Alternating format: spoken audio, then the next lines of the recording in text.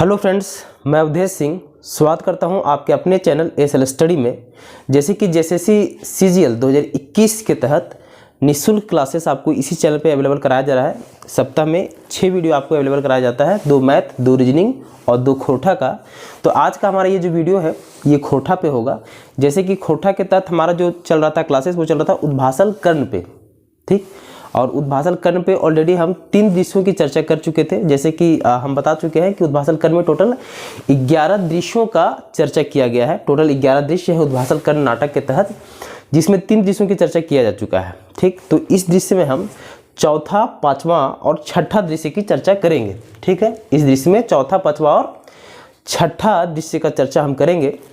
तो अगर आपने उद्भाषण कर्ण के 3 दृश्यों को नहीं देखा है या फिर जेएसएससी सीजीएल के अंतर्गत आप मैथ और रीजनिंग के किसी टॉपिक को आप कवर करना चाहते हैं, जैसे कि हमारा आई थिंक 15-16 दिन से ये क्लासेस चल रहा है, तो उन सभी का वीडियो मैं नीचे डिस्क्रिप्शन लिंक में डाल दूंगा। उद्भाषण कर्ण के 3 दृश्यों का भी, साथ ही साथ रीजनिंग का और मैथ का भी, आप जाके वहाँ से उन वीडियोज़ को देख सकते हो। अब चूँकि आज हमारा उद्भाषण कर्ण नाटक का चौथा, पांचवा और छठा दृश्य का मंचन होने वाला है, तो इसके पहले के जो 3 दृश्य थे जिसका हम चर्चा ऑलरेडी कर चुके हैं, उनको थोड़ा सा हम रिकॉल कर लेते हैं। उससे क्या होगा कि एक रिवीजन के फॉर्म में आपके दिमाग में सारा चीज़ संचित होना चाहिए। मैं ये चाहता हूँ कि जैसे कि उद्भाषण कर्ण नाटक है, तो ये पूरा नाटक समाप्त होने के बाद ये पूरा नाटक का क्या सार है वो आपके दिमाग में संचित हो जाना चाहिए। और वो संचित कैसे होगा कि अगला क्लास स्टार्ट जब होता है तो उसके पहले के क्लासेस को थोड़ा सा रिकॉल कर लेना। तो 3 दृश्यों में क्या था कि उद्भाषण कर्ण का पहला दृश्य में क्या था, कर्ण का जन्म हुआ था, ठीक। कर्ण का जन्म हुआ था, सूर्य भगवान से प्रसाद के रूप में कुंती को प्राप्त हुए थे कर्ण, ये पहला दृश्य में था। दूसरा दृश्य में क्या था कि कर्ण जो है युवा अवस्था ले चुका था, मतलब कर्ण जो है वह युवा हो चुके थे, जवान हो चुके थे। तो वो धनुष विद्या सीखने के लिए गुरु द्रोण के पास गए थे और गुरु द्रोण ने फिर इनकार कर दिया था, मतलब धनुष विद्या देने से इनकार कर दिया था कर्ण को। ये दूसरा दृश्य में इसका चर्चा किया गया था। तीसरा दृश्य में क्या था कि एकलव्य के बारे में चर्चा किया गया था, मतलब एकलव्य का इंट्रोडक्शन था, ठीक, जिन्होंने गुरुद्रोण को अपना गुरु मानकर धनुष विद्या सीखी थी और गुरु दक्षिणा के रूप में गुरुद्रोण ने उनका दाहिना हाथ का अंगूठा मांग लिया था। तो इसका चर्चा तीसरा दृश्य में किया गया था। आज चौथा, पांचवा और छठा दृश्य का चर्चा हम करेंगे। तो सबसे पहले यहाँ जो आप लिखे हुए देख रहे हैं ब्लैक और ब्लू कलर में, तो इसमें हम सबसे पहले चौथा दृश्य को लिए हैं, ठीक। इस चौथे दृश्य के बाद फिर पांचवा दृश्य को भी लेंगे और फिर छठा दृश्य को भी लेंगे। तो चौथा दृश्य को हम ले रहे हैं, तो आपको किस हिसाब से नाटक को अपने समझना है कि आज चौथा दिन का नाटक चल रहा है, चौथा दिन का नाटक का मंचन है, या फिर इस नाटक का चौथा एपिसोड आज आपके पास प्रस्तुत किया जाने वाला है। तो इस चौथे दृश्य में जो मुख्य पात्र हैं, सबसे पहले हम उसको देख लेते हैं। इस चौथे दृश्य के मुख्य पात्र हैं कर्ण, कृपाचार्य, दुर्योधन और भीम, ठीक। ये 4 जो है ये मुख्य पात्र है चौथे दृश्य के, मतलब चौथा दिन जो नाटक का मंचन होने वाला है उसमें टोटल 4 मुख्य दृश्य है। कर्ण है, दुर्योधन है, भीम है और कृपाचार्य है। वैसे तो इसमें महामहिम भीष्म भी है, धृतराष्ट्र भी है, विदुर भी है, हस्तिनापुर के सभी जनता भी है, ठीक। लेकिन जो मुख्य पात्र है, मुख्य पात्र क्या होते हैं, जो किसी नाटक में मेन रोल को प्ले करते हैं, उसी को तो हम मुख्य पात्र कहते हैं। तो इसमें जो मेन रोल प्ले है किया गया है, मतलब मुख्य पात्रों का टोटल मुख्य पात्र कितने हैं चौथा दृश्य में, तो 4 मुख्य पात्र हैं। कौन कौन सा? कर्ण है, भीम है, दुर्योधन है और कृपाचार्य है। यहां तक क्लियर? तो सबसे पहले ये संक्षेप में मैंने सार लिखा है चौथा दृश्य के नाटक को। तो सबसे पहले हम सार को देख लेते हैं कि आखिरकार चौथा दृश्य में किस तरह के नाटक को प्रस्तुत किया गया है, ठीक। तो सार इसका क्या है, इसको देखते हैं। इसमें है कि अर्जुन आदि राजकुमारिक धनुर्विद्या प्रदर्शन समारोहे कर्ण चाहो है कि ओहो आपन धनुर्विद्या के प्रदर्शन करे। मतलब क्या हुआ कि अर्जुन आदि राजकुमारिक धनुर्विद्या प्रदर्शन समारोहे, मतलब क्या है कि अर्जुन आदि जो राजकुमार थे, मतलब अर्जुन था, युधिष्ठिर था, भीम था, तो उन सभी राजकुमारों का धनुर्विद्या प्रदर्शन, जैसे कि युधिष्ठिर जो है वो भाला चलाते थे, अर्जुन जो है थोड़ा सा डिटेलिंग भी साथ साथ में हल्का हल्का करते जाएंगे। अर्जुन जो है वो धनुर्विद्या में निपुण थे, उसी तरह युधिष्ठिर जो है वो भाला चलाने में निपुण थे, उसी तरह भीम जो है वो गदा चलाने में निपुण थे। तो सभी का आखिरकार उन्होंने क्या शिक्षा ग्रहण किया है, अभी तक क्या सीखे हैं, उनका एक प्रदर्शन समारोह आयोजित किया गया था हस्तिनापुर में, ठीक। आपको समझना इसी सबसे है, नाटक का मंचन हो रहा है, तो इसका मुख्य दृश्य क्या होने वाला है कि एक सभा आयोजित की गई है। चूंकि अर्जुन, युधिष्ठिर, भीम, ये सब जो है वो शिक्षा ग्रहण करके आए हैं। तो खास करके इसमें अर्जुन ने अभी तक क्या सीखा है धनुर्विद्या में, उसका प्रदर्शन होने वाला है। तो एक सभा का आयोजन किया गया है, ठीक। और उसी में इसमें यह कह रहा है कि अर्जुन आदि राजकुमार एक धनुर्विद्या प्रदर्शन समारोह है, कर्ण चाहो है कि ओहो अपन धनुर्विद्या के प्रदर्शन करे। मतलब कि इस समारोह में कर्ण भी आता है और वह भी चाहता है कि अपने धनुर्विद्या का प्रदर्शन करे। कर्ण भी, जैसे कि समारोह जो आयोजित किया गया था, खास करके जो राजकुमार थे उनके विद्या, उन्होंने क्या सीखा, उनका प्रदर्शन का एक समारोह था, उसमें कर्ण की भी एंट्री होती है।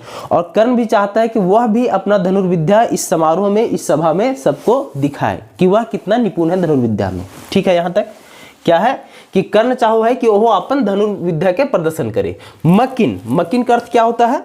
मकिन का अर्थ होता है किंतु या फिर परंतु। मकिन ओकरा जाइत पाइत कुल खानदान के आधारे अपमानित करल जा है। मतलब क्या हुआ, लेकिन क्या होता है कि कर्ण को उसके जात पात और कुल खानदान के आधार पर उसको अपमानित किया जाता है।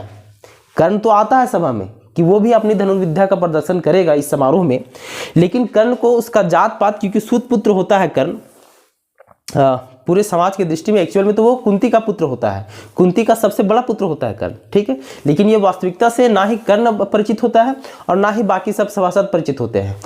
तो चूंकि वो सूत पुत्र के रूप में फेमस है, सूत पुत्र ही होता है, वो सारथी का पुत्र के रूप में परिचित होता है पूरे हस्तिनापुर समाज में। तो वहां पे उसके जात पात को लेके, उसके कुल खानदान को लेके कर्ण को अपमानित कर दिया जाता है, ठीक। क्योंकि वो धनुर्विद्या का प्रदर्शन करना चाहता है उस सभा में, लेकिन कर्ण को उसके जात पात को लेके उसको अपमानित वहां पे कर दिया जाता है कि कुल खानदानी के आधार पर अपमानित कर जा है। और ओकरा धनुर्विद्या ज्ञान प्रदर्शन की अनुमति नाय देहती। मतलब क्या हुआ कि उसके कुल खानदान के आधार पर उसको तो अपमानित किया ही जाता है, और अपमानित करने के बाद उसको धनुष विद्या का प्रदर्शन करने का अनुमति नहीं दिया जाता है कि वो धनुष विद्या का प्रदर्शन करे, इसका अनुमति कर्ण को नहीं दिया जाता है, ठीक। आगे है तखन, तखन दुर्योधन कर्ण के आपन मुकुट पिंधाई के।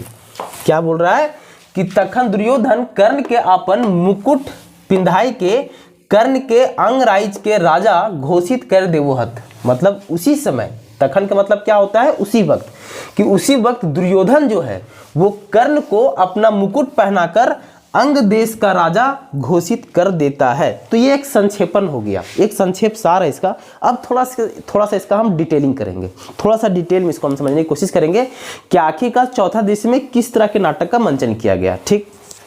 चलिए फिर से देखते हैं क्या है कि अर्जुन आदि राजकुमारी धनुर्विद्या प्रदर्शन समारोह है, कर्ण चाहो है कि ओहो अपन धनुर्विद्या के प्रदर्शन करे। मतलब क्या होता है कि अर्जुन, युधिष्ठिर, भीम, नकुल, सहदेव या अन्य राजकुमार जो भी थे वो विद्या ग्रहण करके आते हैं। तो उनमें एक समारोह वहाँ पे हस्तिनापुर में एक समारोह का आयोजन किया जाता है, जहाँ उन्होंने कितना शिक्षा ग्रहण किया और कितना वो निपुण है, इसका एक समारोह, उनका एक प्रदर्शन का एक समारोह होता है, ठीक। तो उस समारोह में क्या होता है कि अर्जुन अपना प्रदर्शन, अपने कौशल का प्रदर्शन करते हैं कि हाँ धनुर्विद्या में वो इतने निपुण हो चुके हैं, इसका प्रदर्शन जो है वो अर्जुन करता है। और उसके प्रदर्शन के तुरंत उपरांत जो द्रोणाचार्य होते हैं, क्योंकि वहाँ पे मुख्य पात्र, तो मैंने बताया कि मुख्य पात्र 4 ही हैं, लेकिन उसके अलावा भी वहाँ भीम भी बैठे होते हैं, धृतराष्ट्र भी बैठा हुआ होता है, द्रोण भी बैठे हुए होते हैं।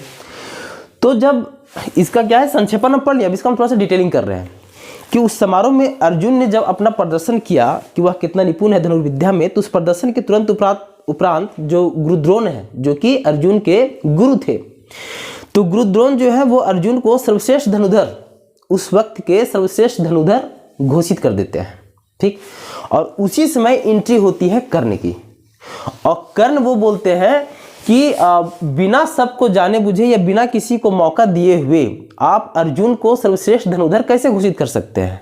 मैं अर्जुन को चुनौती देता हूं। ये चीज कर्ण का स्टेटमेंट था कि मैं अर्जुन को चुनौती देता हूं, अगर वो मुझसे विजय हो जाता है, अगर मुझ पे विजय प्राप्त कर लेता है, इन द सेंस कैसा कि अगर ये सिद्ध कर दे वो इस परीक्षा में, मतलब एक तरह का मेरे साथ वो द्वंद्व कर ले, और अगर उसमें वो विजय हो जाता है तब आप उसको सर्वश्रेष्ठ धनुधर घोषित कर सकते हो, और नहीं तो अर्जुन से सर्वश्रेष्ठ धनुधर मैं हूं, ये कर्ण कहता है। लेकिन फिर होता क्या है एक्चुअल में वहां पर कि जब ये स्टेटमेंट कर्ण के नाम से, कर्ण के मुख से निकलता है तो एक कृपाचार्य होते हैं, जो मैंने बताया ना कि मुख्य पात्र के रूप में कृपाचार्य भी होते हैं। ठीक, तो कृपाचार्य जो है वो क्या कहते हैं, वो थोड़ा सा हम यहाँ जो नीचे लिया ना ब्लू कलर में, ये स्टेटमेंट्स लिया हूँ, तो इसके साथ अब स्टेटमेंट्स का भी थोड़ा सा हम मेल करेंगे और उसके बाद समझने की कोशिश करेंगे, क्योंकि सार हम समझ चुके हैं। तो जब कहाँ तक हम थे कि कर्ण जो है वो कहता है कि सबसे सर्वश्रेष्ठ धनुर्धर मैं हूँ, और अगर आपने ये घोषणा किया है कि अर्जुन सबसे सर्वश्रेष्ठ धनुर्धर है तो अर्जुन को मेरे साथ द्वंद्व करना होगा, मुझसे मुकाबला करना होगा, और अगर मुझसे वो विजयी हो जाता है तभी आप उसको सर्वश्रेष्ठ धनुर्धर घोषित कर सकते हो। ये कर्ण का स्टेटमेंट है। उसके बाद कृपाचार्य जो है वो क्या कहते हैं, तो कृपाचार्य कहते हैं कि तोय के वीर बालक। अच्छा, दूसरी चीज, मैंने इसके पहले की जो 2 वीडियो अपलोड किया जा चुका है भाषण करने के तहत, उसके तहत मैंने कहा था कि यहाँ जो ये स्टेटमेंट्स मैं लेता हूँ, मैं उन्हीं स्टेटमेंट्स को लेता हूँ जहाँ से क्वेश्चंस डायरेक्ट अराइज किए जा सकते हैं कि यह स्टेटमेंट किसके द्वारा बोला गया है और किसको बोला गया है। तो उन्हीं स्टेटमेंट्स को मैं, चूंकि संक्षेप में सार तो लेता ही हूँ कहानी का, साथ ही साथ जो इंपॉर्टेंट स्टेटमेंट्स है उसको भी मैं यहाँ पे इंक्लूड करता हूँ। तो उसी के तहत हमारा पहला स्टेटमेंट कृपाचार्य की तरफ से है कि कृपाचार्य क्या कहते हैं कि तोय के वीर तोय अर्जुन संगे खेले की इच्छा राखे हैं, यदि तोय आपन परिचय दे कौन राजवंश तेज तोय। मतलब जब कर्ण ये कहता है कि सबसे सर्वश्रेष्ठ धनुर्धर मैं हूं, तो कृपाचार्य कहते हैं कि तुम कौन हो वीर, तो अर्जुन संगे खेले की इच्छा रखे, मतलब तुम अर्जुन के साथ खेलने की इच्छा अगर रखते हो तो तुम सबसे पहले अपना परिचय दो कि किस राजवंश के तुम हो। अच्छा, ये राजवंश शब्द का इस्तेमाल कृपाचार्य क्यों किए होंगे, क्योंकि ये जो समारोह, प्रदर्शन समारोह वहां पे आयोजित हो रहा था, वहां पे जो प्रदर्शन है वो सिर्फ राजकुमार घराने का था, मतलब राजघराने का प्रदर्शन था। उसके अलावा कोई अन्य जाति का लोग वहां अपना प्रदर्शन नहीं कर सकते थे। दूसरा चीज कि चूंकि कर्ण जो है वो अर्जुन को एक तरह से चुनौती देता है कि तुम मेरे साथ प्रतिस्पर्धा करके देख लो, तो उस समय का ये रूल था कि एक राजकुमार को दूसरा राजकुमार या दूसरा राजा ही एक राजकुमार को इस तरह से चुनौती दे सकता है या इस तरह से उसको अपने साथ खेलने के लिए बाध्य कर सकता है। एक राजकुमार ही दूसरा राजकुमार को, या एक राजा दूसरा राजकुमार या दूसरा राजा को ही इस तरह की चुनौती दे सकता है। कोई अन्य जाति या सामान्य जनता जो है वो राजकुमार या राजा को इस तरह की प्रतिस्पर्धा के लिए चुनौती नहीं दे सकता है। तो इसी कारण से कृपाचार्य जो है वो कर्ण से उसका परिचय पूछते हैं। ठीक, अब थोड़ा सा डिटेलिंग और यहाँ करते हैं। सर, कृपाचार्य कौन थे, थोड़ा मोड़ा, चूंकि इसका चर्चा इस स्टोरी में कहीं नहीं है, लेकिन जानकारी थोड़ा रखना चाहिए, क्योंकि आई थिंक जब थोड़ा सा और डिटेलिंग आपके पास होता है ना तो वो स्टोरी और लंबे अरसे तक आपके साथ रहता है। कृपाचार्य जो थे ना वो ये पांडव और कौरव, ठीक, तो उनके जो है वो कुल गुरु थे। कृपाचार्य जो है वो अर्जुन, भीम, युधिष्ठिर, इवन दुर्योधन, इस सब के वो कुल गुरु थे। कुल गुरु इन द सेंस कहने का कि एक होता है ना फैमिली डॉक्टर, उसी तरह वो फैमिली बोल सकते हो कि फैमिली गुरु थे। मतलब क्या थे कि कृपाचार्य जो है वो अर्जुन के सबसे प्रारंभिक शिक्षक थे। मतलब कृपाचार्य से शिक्षा ग्रहण के उपरांत ही अर्जुन द्रोण के पास गया था शिक्षा ग्रहण करने के लिए। सबसे पहला शिक्षा जो उन लोग को दिया, भीम को, युधिष्ठिर को, अर्जुन को, वो कृपाचार्य के द्वारा दिया गया था। कृपाचार्य जो है वो हस्तिनापुर में शांतनु के वक्त से ही रहने लगे थे। मतलब शांतनु जो है वो कृपाचार्य को हस्तिनापुर लाए थे। अब शांतनु कौन थे, तो शांतनु जो है वो महामहिम भीष्म के पिता थे। क्योंकि महामहिम भीष्म जो है वो गंगा पुत्र थे, तो महामहिम भीष्म के पिता थे शांतनु, और वो कृपाचार्य को अपने यहाँ लाए थे। तो ऐसी डिटेलिंग तो बहुत ज़्यादा है कृपाचार्य के बारे में, लेकिन इस स्टोरी के लिए फिलहाल इतना जानकारी आपके लिए पर्याप्त होगा कि कृपाचार्य जो है वो उन लोगों के कुल गुरु थे। ठीक, पहला चीज़। दूसरा चीज़, एक चीज़ और आप यहाँ कोरिलेट कर सकते हो कि कृपाचार्य जो है ना वो गुरुद्रोण के साला थे। मतलब कि गुरुद्रोण जो है वो कृपाचार्य का बहनोई था। कृपाचार्य की एक बहन थी कृपि, जिसका विवाह गुरुद्रोण के साथ हुआ था। ठीक, तो गुरुद्रोण जो है वो कृपाचार्य के बहनोई लगते थे। शॉर्ट में कृपाचार्य जो है वो उन लोगों के कुल गुरु थे। और चूंकि ये आयोजन हो रहा था इसीलिए यह प्रश्न जो है वो कृपाचार्य ने कर्ण से किया था कि तुम कौन हो वीर, सबसे पहले तुम अपना परिचय दो। ठीक, अगर तुम राजकुमार होगे तभी तो इसको प्रतिस्पर्धा के लिए आमंत्रित तुम कर सकते हो, और नहीं तो तुम नहीं कर सकते हो। इसीलिए उन्होंने परिचय पूछा था कर्ण से। तो ये स्टेटमेंट किसका क्वेश्चन आपके पास हो सकता है कि तोय के वीर तोय अर्जुन संगे खेले की इच्छा रखे हैं, यदि तोय अपन परिचय दे कौन राजवंशिक तेज तू है। तो ये स्टेटमेंट किसके द्वारा कहा गया है, कृपाचार्य के द्वारा। किसको कहा गया था, तो ये कर्ण को कहा गया था। ठीक, तो आगे कर्ण जो है चूंकि वो सूत पुत्र था, सारथी का पुत्र था, तो वहां पे वो मौन हो जाता है, क्योंकि ये जो परंपरा होता है ना कि एक राजकुमार को एक राजकुमारी प्रतिद्वंदी के लिए प्रतिद्वंदी के लिए आमंत्रित कर सकता है, ये प्रतिस्पर्धा के लिए आमंत्रित कर सकता है, तो ये चीज से वो अवगत था कर्ण, तो इसीलिए वो थोड़ा सा चुप्पी साध लेता है उस वक्त जब उसका परिचय पूछा जाता है कर्ण से। तो फिर बाद में उसके जात पात को लेकर थोड़ा सा आलोचना हो जाती है वहां पे, और जब आलोचना हो जाती है तब कर्ण का जो स्टेटमेंट है वो ये होता है, चूंकि कृपाचार्य जो है वो कर्ण से कह रहे होते हैं कि तुम अपना परिचय दो, कौन राजवंशिक तेज तुम है। तो कर्ण जो है वो क्या कहता है कि जाइत ओह जाइत, मतलब चूंकि जात पात को लेके इनका वहां पे अपमान किया जाता है कर्ण का, इसीलिए कर्ण का स्टेटमेंट निकलता है जाइत ओह जाइत, हमर भुजाग बल हमर जाइत, हमर धनुक हमर जाइत, हमर तरवार हमर जाइत। मतलब कि जात ओह जात, मतलब जात जात जो तुम लोग चिल्ला रहे हो, मेरा भुजा का बल मेरा जात है, ठीक, मेरा धनुष विद्या मेरा जात है, मेरा तलवार चलाने की जो कला है वो मेरा जात है। अगर आपको मेरा परिचय जानना है, मेरे बारे में जानना है, तो मेरे जात से मुझे मत जानो, मेरे में क्या क्वालिटी है, क्या विद्या है, उससे आप मेरे को जानो। मेरा धनुष विद्या ही मेरा जात है, मेरा जो भुजा का बल है वही मेरा जात है, ठीक, मुझ में जो तलवार चलाने की कला है वो मेरा जात है। तो ये स्टेटमेंट्स किसने कहा था, कर्ण ने कहा था। यहां तक हो गया।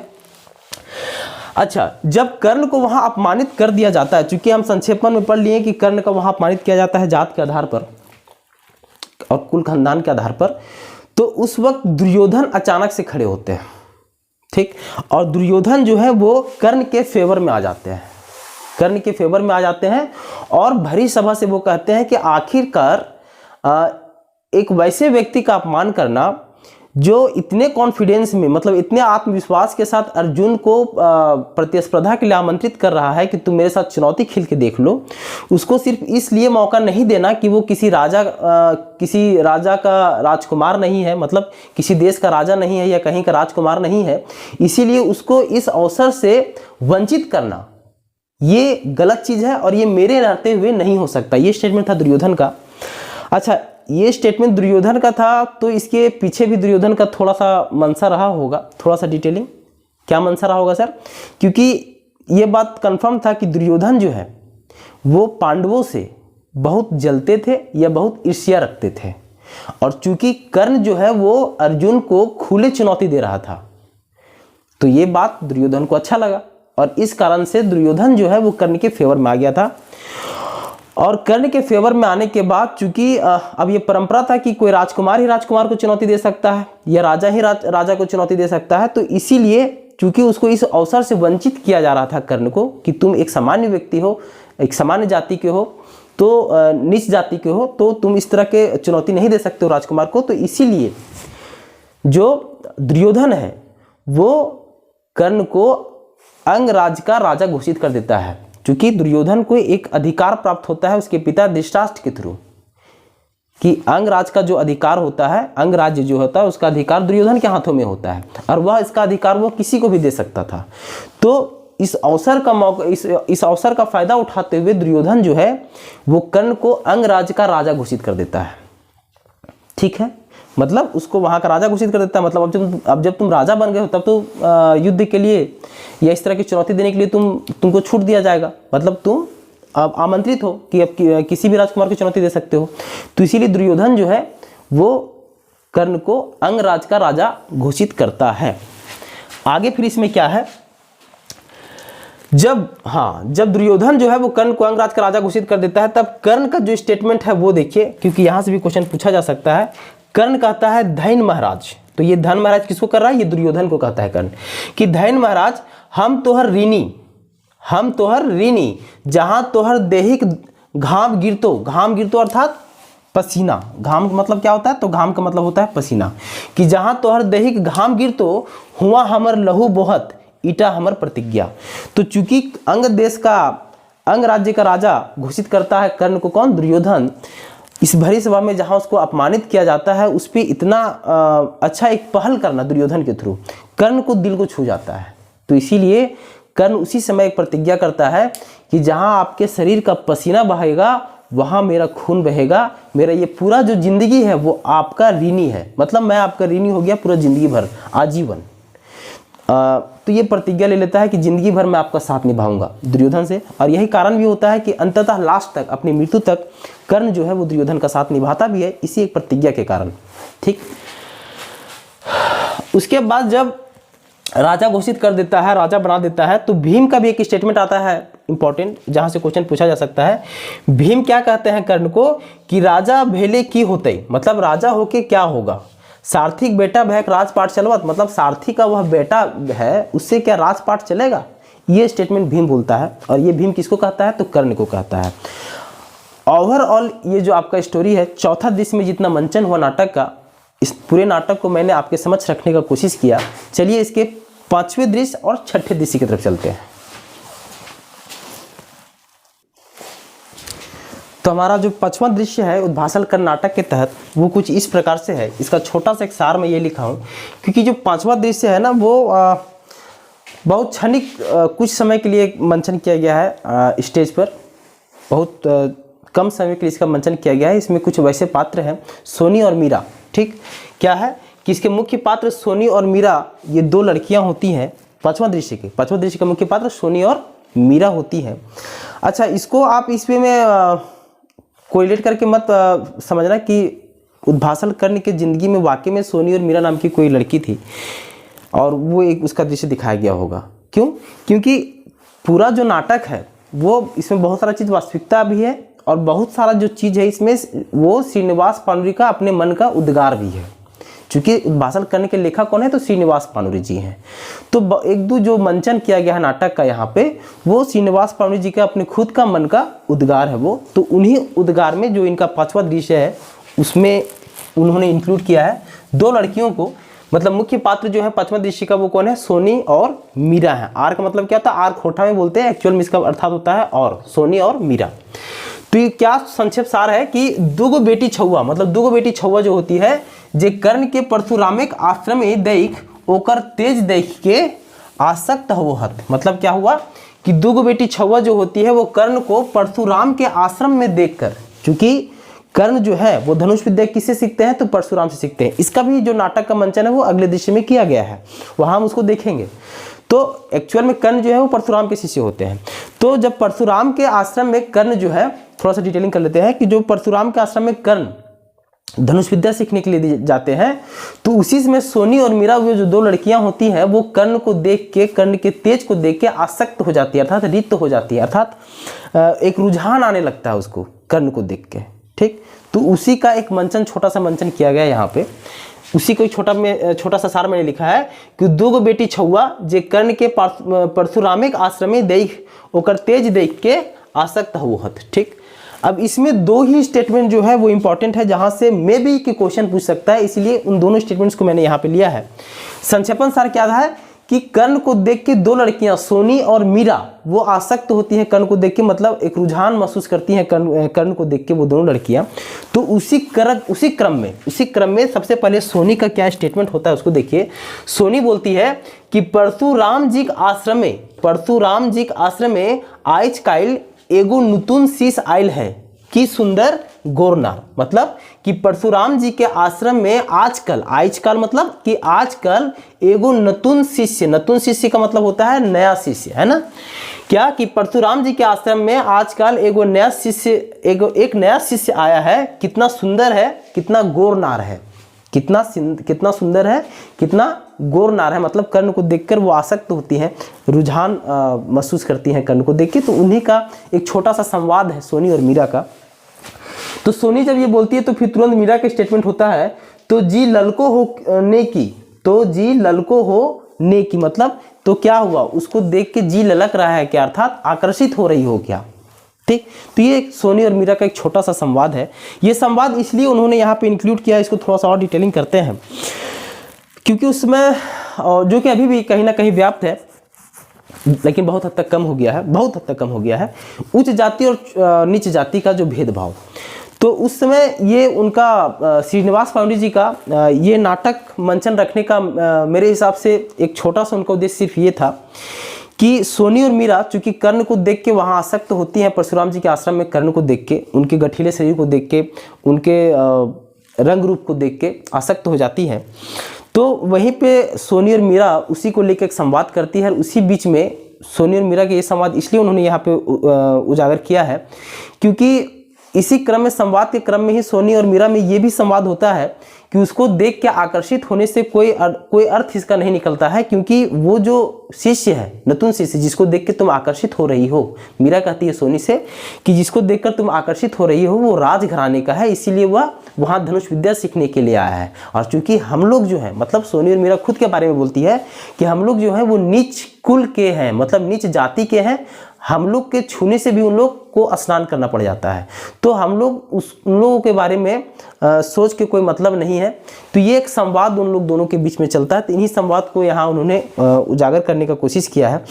साथ ही साथ इसी संवाद में एक चीज़ को और चर्चा किया गया है, जहाँ मीरा के थ्रू ये कहा गया है कि अगर आप सुंदर हो, अगर आपका ये जो पर्सनैलिटी है वो बढ़िया है, तो जात पात, ऊंच नीच, ये भेदभाव समाज नहीं देखती है। मतलब संवाद के दौरान ही मीरा कहती है कि अगर हम लोग इसी तरह जवान रहें, इसी तरह सुंदर रहें, तो बड़े बड़े विद्वान को, बड़े बड़े बलवान को हम लोग अपने पैर पे गिरा सकते हैं। तो कहीं ना कहीं ये जो संवाद है सोनी का और मीरा का, उसको पचपन दृश्य में रखने का मेन उद्देश्य या फिर मेन उनका मंशा ये रहा होगा श्रीनिवास पांडु जी का कि समाज में जात पात तो व्याप्त है, ठीक, लेकिन सुंदरता जो होता है, शारीरिक सुंदरता जो होता है, वो कहीं ना कहीं लोगों को आकर्षण का एक मुख्य जरिया बोल सकते हो कि मुख्य जरिया बन जाता है। और इस आकर्षण में लोग जात पात, ऊंच नीच जो उस टाइम बहुत ज़्यादा व्याप्त था, फिर भी सुंदरता जहाँ आ जाता है तो वहाँ पे लोग उस जात पात को भूल के उसकी तरफ आकर्षित हो जाते हैं। लेकिन अगर वही एक नॉर्मल देखने में, मतलब नॉर्मल चरित्र का, नॉर्मल रूपरेखा का कोई व्यक्ति या कोई स्त्री हो, तो वहाँ उन लोग जात पात करते हैं। लेकिन कोई सुंदर लड़की दिख जाए या सुंदर लड़का दिख जाए तो वहाँ वो जात पात का भेदभाव भूल जाते हैं, भले वो उच्च जाति के लोग हों। तो उसको एक संवाद के रूप में संकलित करने का कोशिश किया है श्रीनिवास पांडु जी ने। छोटा सा दृश्य है, सोनी और मीरा का संवाद का मंचन किया गया यहाँ पे। इसमें दो स्टेटमेंट्स जो इंपॉर्टेंट हो सकते थे, इन दोनों को मैंने लिया, कुछ खास ज़्यादा ये है नहीं। चलिए छठा दृश्य की ओर चलते हैं।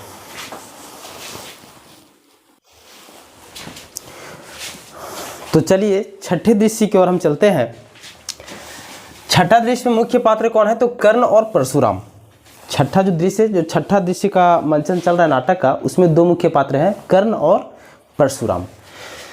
तो एक संक्षेपण देखते हैं क्या है छठा दृश्य में कि कर्ण परशुरामिक आश्रम जा है, मतलब कर्ण जो है ये परशुराम के आश्रम जाता है। कर्ण परशुरामिक आश्रम जा है और आपन के ब्राह्मण युवक बताई के परशुराम से धनुष विद्या सीखे खातिर निहोर करो है। मतलब कि कर्ण जो है ये परशुराम के आश्रम जाता है और अपने आप को ब्राह्मण का युवक बता के, मतलब कर्ण जो है वो अपने आप को ब्राह्मण का युवक बता के परशुराम से धनुष विद्या सीखने के लिए याचना करता है, निहोर करो है, ठीक।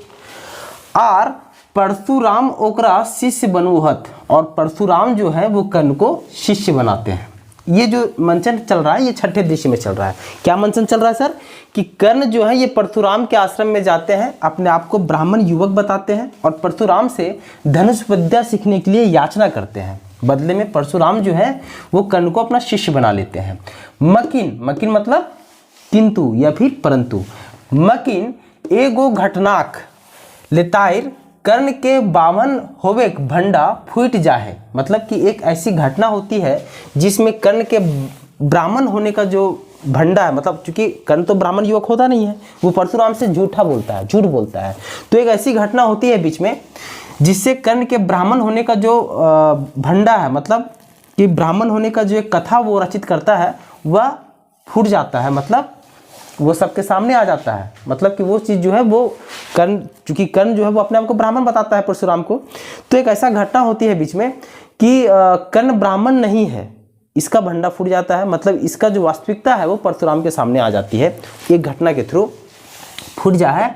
और जायत दुकाविक और जायत लुकावेक दोषे, लुकावेक मतलब क्या होता है, छुपाना, और जात को छुपाने, और जायत लुकावेक दोषे कर्ण के सब सिखवल विद्या समय परे बिसर जायक श्राप दे दे है। मतलब क्या होता है कि कर्ण का जब ब्राह्मण होने का ये जो कि वह ब्राह्मण नहीं है, इसका वास्तविकता जब परशुराम के पास आता है तो परशुराम जो है वो उसको अपने जात को छुपाने के दोष में, कि तुमने अपना वास्तविक जो जाति है तुम्हारा, वो वास्तविक जाति तुमने नहीं बताया, तो अपने जात को छुपाने के दोष में वो कर्ण को समय पर, मतलब कि जो भी विद्या परशुराम दिए हुए होते हैं कर्ण को, कि जब वो एक श्राप देते हैं कर्ण को कि जब इस विद्या को तुमको सबसे ज़्यादा आवश्यकता होगी, सबसे ज़्यादा जरूरत होगी, उसी समय तुम इस विद्या को भूल जाओगे। ये श्राप देते हैं परशुराम कर्ण को। क्यों देते हैं श्राप? तो क्योंकि कर्ण जो है वो झूठ बोल के कि मैं ब्राह्मण युवक हूँ, ये झूठ बोल के धनुष विद्या ग्रहण करता है परशुराम से। और परशुराम जो होते हैं बहुत गुस्सेले ब्राह्मण होते हैं, उनका अलग ही एक गाथा है परशुराम का, गुस्सा बहुत तीव्र होता है उनका। तो चूंकि वो झूठ बोल के शिक्षा ग्रहण करते हैं और ये बात पता चल जाता है जब परशुराम को, तो उनको समय पर कि जितना भी विद्या मैंने तुमको दिया है ये तुम्हारे साथ तो रहेगा जरूर, लेकिन जब इस विद्या का सबसे ज़्यादा तुमको जरूरत पड़ेगा उसी समय तुम यह विद्या को भूल जाओगे। ये श्राप दे दिए थे कौन? परशुराम। ठीक, ये संक्षेपण सार हो गया। अब यहाँ पे ये जो चर्चा किया गया ना सर, ये वाला कौन सा, क्या परशुराम ओकरा शिष्य बनोहत मकिन एगो घटनाक लतारे कर्ण के बामन होवे भंडा फूट जाए। मतलब एक ऐसी घटना होती है कि कर्ण का ब्राह्मण होने का जो अंडा है वो फूट जाता है। इसको थोड़ा सा डिटेलिंग करते हैं, ओवरऑल ये क्या है उसको हम डिटेलिंग करते हैं, पूरा जो सार है उसको हम डिटेलिंग करते हैं। हम क्या बता रहे हैं इसमें कि कर्ण जो है वो परशुराम के आश्रम जाते हैं धनुष विद्या सीखने के लिए। अब क्यों जाते हैं सर?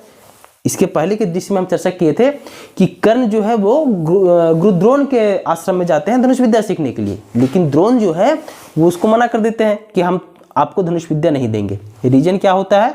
रीजन ये होता है उसमें कि चूंकि वो अर्जुन को सर्वश्रेष्ठ धनुधर बनाना चाहते हैं गुरु द्रोण, और कर्ण को देख के उनको ये आभास होता है कि ये उससे मे बी कि ज़्यादा शक्तिशाली या ज़्यादा सर्वश्रेष्ठ धनुधर हो सकता है, और चूंकि वो अर्जुन को बनाना चाहते थे तो इस कारण से उसको मना करते हैं, पहला।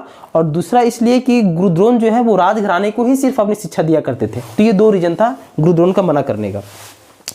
तो जब गुरुद्रोण मना कर देते हैं कर्ण को कि हम आपको धनुष विद्या नहीं दे सकते हैं, तो कर्ण जो है वो फिर जाते हैं परशुराम के पास धनुष विद्या सीखने के लिए। ठीक, अब परशुराम के पास जाते हैं, लेकिन अब कर्ण यहाँ झूठ क्यों बोलता है कि मैं ब्राह्मण युवक हूँ? क्योंकि परशुराम का भी अपना एक अलग क्राइटेरिया होता है।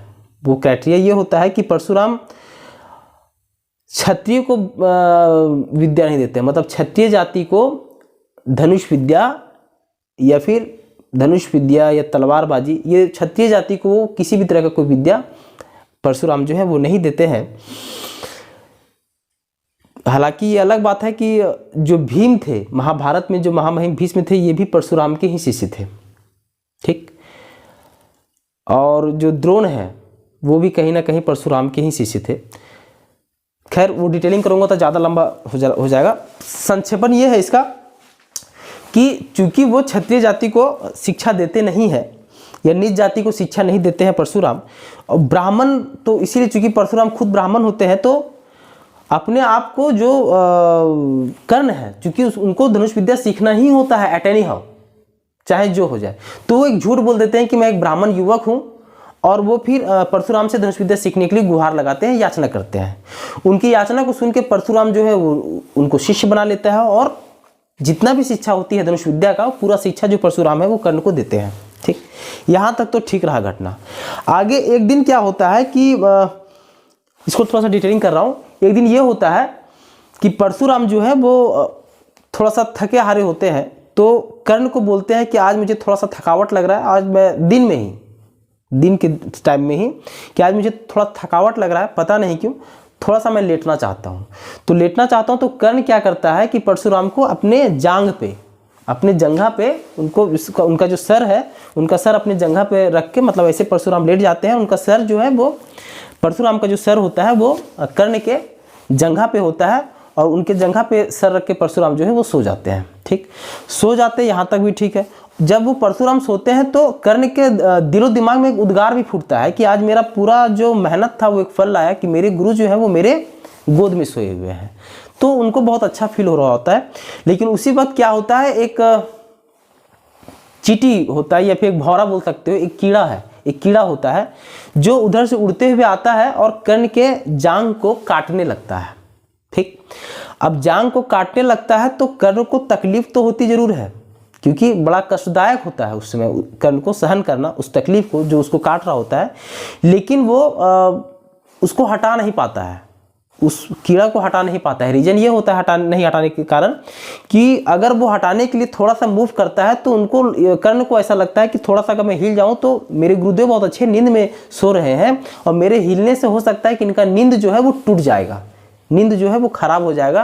तो वो नहीं चाहते हैं कि उनके गुरुदेव इतने आराम तरीके से पहली बार उनके गोद में लेटे हुए हैं तो उनका नींद में किसी भी तरह का कोई भंग पड़े, तो इसीलिए वो भौरा ये जो कीड़ा होता है वो काटने देते हैं कि तुम काट लो, तुमको जितना काटना है, मैं हिलूंगा नहीं। उसी बीच काटते काटते जो कीड़ा है वो कर्ण के जांग से खून निकाल देता है, पूरा खून बहने लगता है और उसके खून के स्पर्श जब परशुराम तक वो खून पहुंच जाता है, क्योंकि इसका आभास कर्ण को नहीं होता कि खून निकल रहा है, क्योंकि इतना मग्न होता है वो भक्ति में, गुरु भक्ति में। तो वो जब लहू जो है, रक्त जो है कर्ण का, जब वो परशुराम के शरीर में स्पर्श करता है तब परशुराम का नींद जो है वो अचानक से टूट जाता है और उसके बाद रक्त को देखते ही परशुराम बोलते हैं ये रक्त कहाँ से आ रहा है। तो फिर देखते हैं कर्ण के जंघा को, कर्ण के जंघा को काट के कीड़ा जो है वो वहां से रक्त बहा रहा है। तो फिर बोलते हैं परशुराम कि तुम मुझे उठाए क्यों नहीं, जब तुमको कीड़ा काट रहा था तुम उसको हटाए क्यों नहीं।